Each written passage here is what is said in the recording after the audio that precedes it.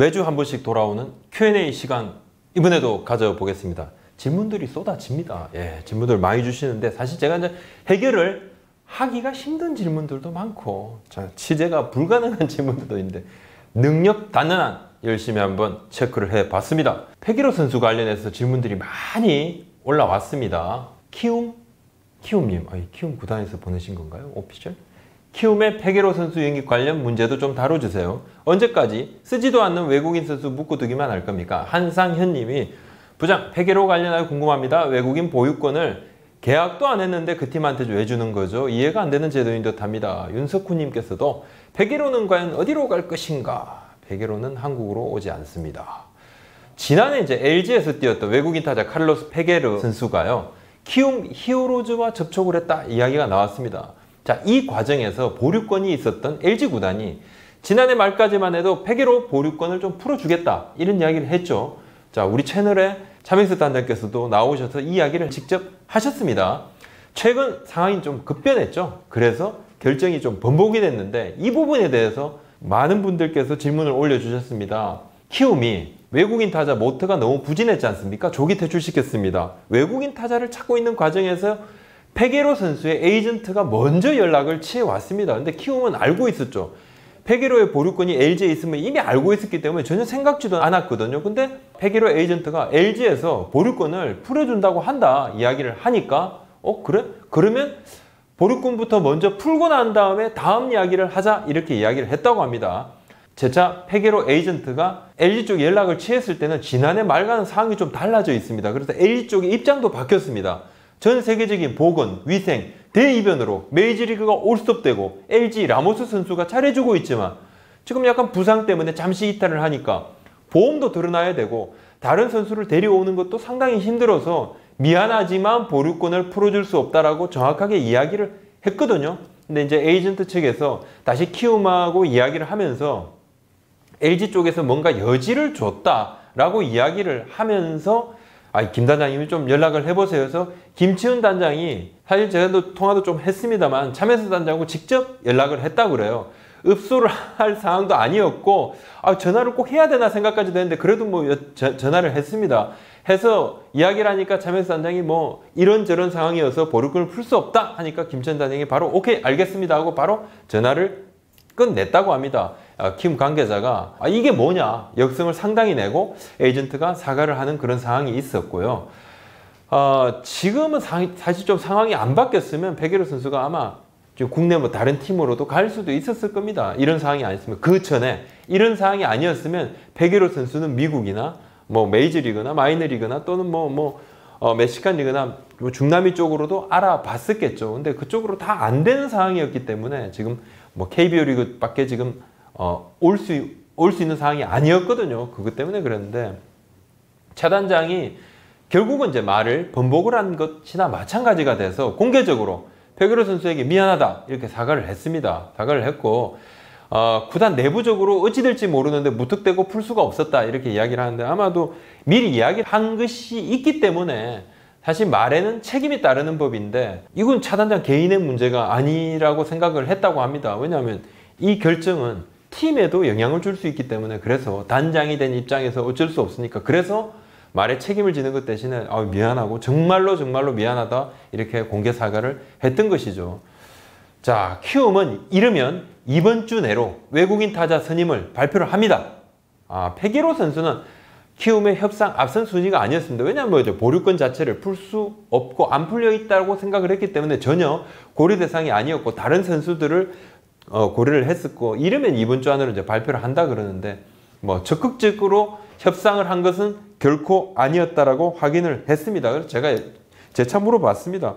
그렇다면 페게로 선수는 키움의 시리어스한 그런 영입 대상 후보였습니까? 그러니까 전혀 그건 아니었다 이렇게 이야기를 했습니다. 자, 이번 사건은 차 단장의 공개 발언이 결과적으로 번복된 모양새에서 문제가 커졌지만 상황이 이제 많이 좀 바뀌었겠죠. 이런 사태가 올지 아무도 예상 못했던 것은 분명하고 키움 구단은 이번 사안에 대해서 섭섭하다고 내색을 한 적은 전혀 없습니다. 원래는 이제 생각이 없었던 선수고 키움 구단이 먼저 접촉한 것이 아니라 이제 에이전트 쪽에서 접촉을 해왔기 때문에 전혀 아니었습니다. 자, 그렇다면 외국인 선수 보류권에 대해서 조금 더 한번 살펴보겠습니다. KBO에 제가 좀 문의를 해봤습니다만 현재로서는 바뀔 여지가 없습니다. 보류권 조금만 살펴드리면요. 계약 연도에 11월 25일까지 만약에 KBO 리그의 포스트 시즌 경기 중일 때는 한국 시리즈 종료 다음 날까지 재계약 의사를 서면으로 선수와 그의 대리인에게 통지를 하고 그로부터 24시간 이내에 KBO에 통보를 해야 되는데 우리 통지했다 하는 걸 통보를 해야 되는데 이걸 알리려고 그러면 요즘은 이제 이메일로 좀 많이 한다고 그럽니다. 선수가 없는 경우에는 문서상으로 보내야 되기 때문에 그래서 이제 다음에 계약에 대해서 합의에 이르지 못할 경우 선수는 자신을 자유계약 선수다 이렇게 공표할 권리가 있고 자 이후 선수는 해외 어떤 구단과도 계약을 할 수 있습니다.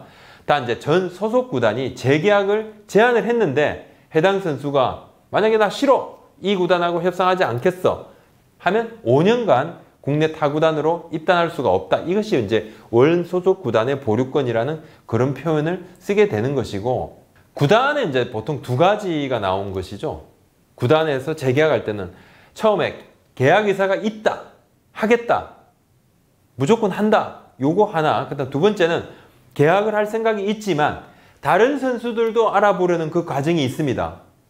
대부분은 처음에 이제 계약 의사를 보냈을 때는 이 선수를 잡을 생각이 있고 선수도 보통은 이제 선수 본인이 나 메이저리그 가겠어 해서 떠나지 않는 다음에 협상을 하게 되죠. 하게 되고 여기 보면 협상을 서로가 성실하게 협상에 임해야 된다라는 규약이 있습니다만 보통은 잘 안 지켜지더라고요. 실질적으로 이 부분에서는 잘 지켜지지가 않습니다. 구단에 따라 선수에 따라 협상 온도가 천차만별이고 보류권을 처음에 뭐 기간이라든지 자 보류기가 5년이 너무 길다. 이거 없애야 된다.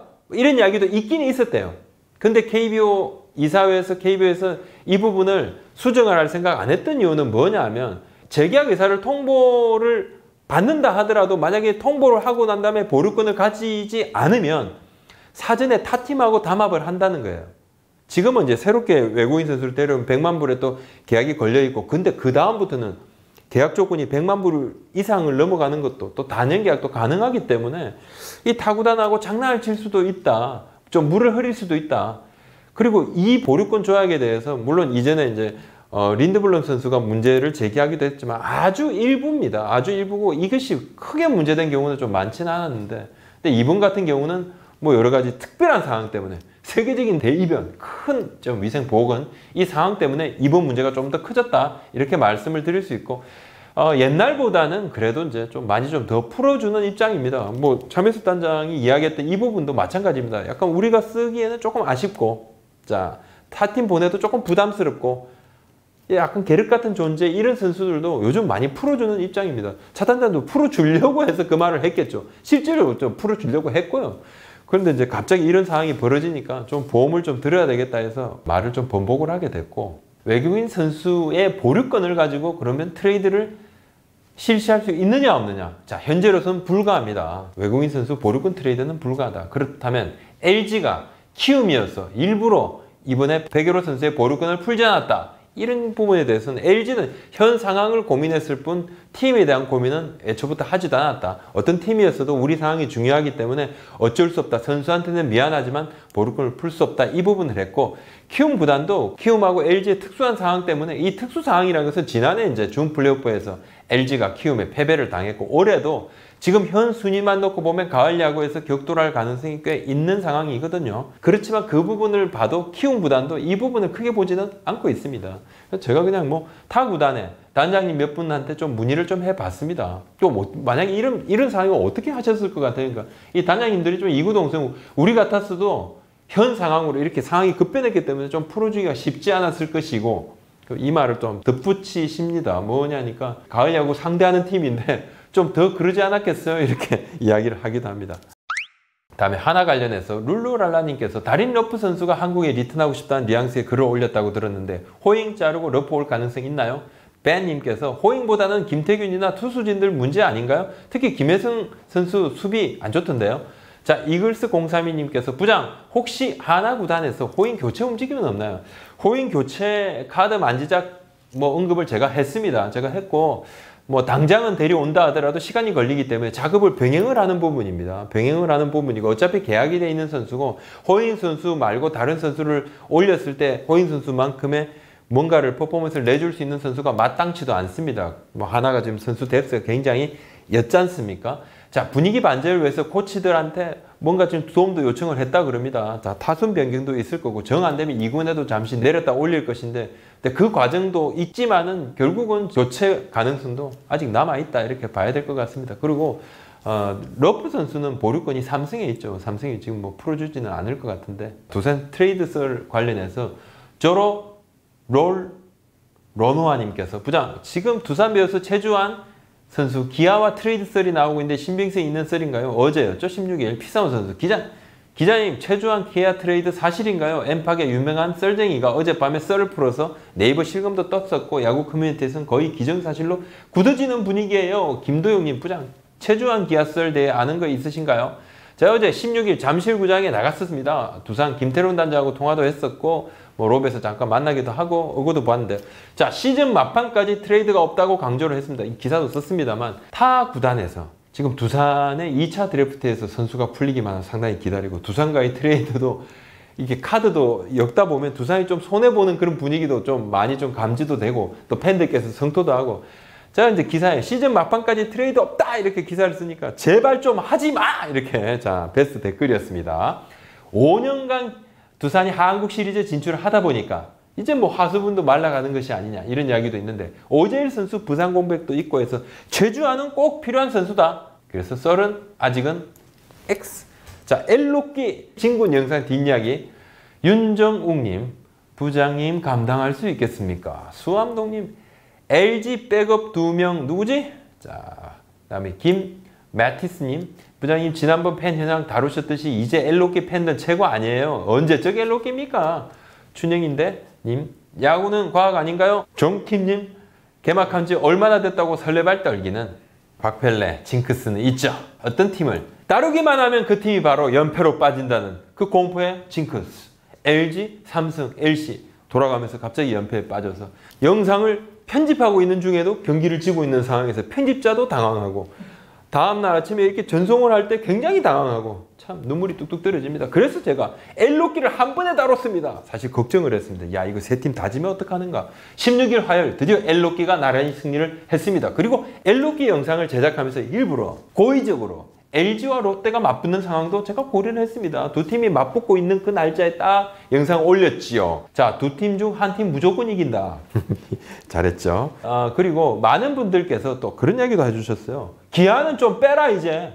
2000년대대로 이제 우승도 막 하고 그랬는데 2017년에도 우승했는데 이제 엘로끼는 아니고 엘로탄이다. 기아 빼라. 엘로타고 같이 이렇게 같이 다니는 게 좀 화난다 이런 지적이 있습니다. 상당히 좀 일리가 있는 지적이라고 생각이 됩니다. 1이 되면 엘로탄이 되면 또 엘롯 팬들께서 무슨 또 하나랑 같이 엮느냐.